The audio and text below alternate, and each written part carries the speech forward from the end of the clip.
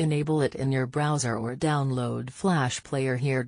Sorry, you need Flash to play this. The number of Rohingya refugees crossing from Myanmar into Bangladesh has surged, the UN says, with more than 35,000 new arrivals identified in the last 24 hours. More than 123,000 Rohingya are now said to have fled violence in Myanmar's Rakhine state since 25 August. The conflict was triggered by an attack by Rohingya militants on police posts. This sparked a military counteroffensive that has forced a flood of Rohingya civilians from their villages. The Rohingya are a stateless, mostly Muslim ethnic minority who have faced persecution in Myanmar, also called Burma.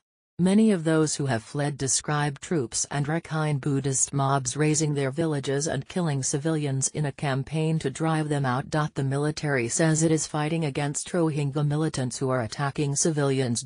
Independently verifying the situation on the ground is very difficult because access is restricted, but since the police post attacks, Rohingya families have been streaming north into Bangladesh. The UN says it is not clear exactly when the latest refugees arrived, but said the number of new arrivals needing food and shelter had surged dramatically. Two main UN camps for them are now full, so people are sleeping outside or building shelters on open ground and along roads, a spokeswoman said. Many are in dire need of food and water. We fled to a hill when the shooting started. The army set fire to houses, Salimullah, a farmer from Myanmar's Kyokpandu village, told Reuters news agency as he arrived in Bangladesh. We got on the boat at daybreak. I came with my mother, wife and 2 children. There were 40 people on a boat, including 25 women. Fighting appeared to be continuing in Rakhine, a UN situation report said, with smoke seen at least 15 points close to the Bangladesh border. Thousands of Buddhist villagers in Rakhine are also reported to have fled south. One woman told BBC Burmese she saw Rohingya militants attack people in her village with swords and ran for her life. The refugee surge comes amid mounting concern in Muslim nations over the plight of the Rohingya. The security authorities need to immediately stop all forms of violence there and provide humanitarian assistance and development aid for the short and long term, said Indonesia Foreign Minister Retno Marsudi. Ms. Retno met Myanmar's de facto leader, Aung San Suu Kyi, on Monday and was due in the Bangladeshi capital today. Indonesia is one of several nations where there have been protests over the issue. Pakistan and Malaysia have spoken out, and the Maldives has suspended trade with Myanmar.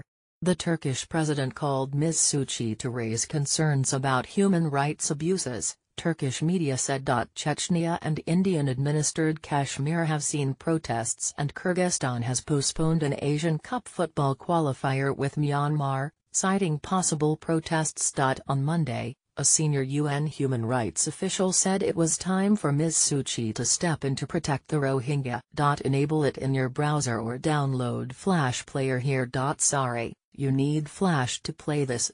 Ms. Suu Kyi, a Nobel Peace Laureate who was under house arrest for years for her pro-democracy activism, has yet to comment on the latest violence. She is under growing pressure to condemn the army's campaign, but faces both a powerful military and a Burmese public largely hostile to the Rohingya. On Tuesday, Indian Prime Minister Narendra Modi arrives in Myanmar for an official visit, but the extent to which he will raise the issue is unclear. Last month, his government, which wants to boost economic and military ties with Myanmar, announced plans to deport India's 40,000 Rohingya refugees, because it says they are illegal migrants. However, finding a country to accept them will be very hard, because Myanmar does not consider them citizens and Bangladesh, which is already home to hundreds of thousands of displaced Rohingya, takes a similar view.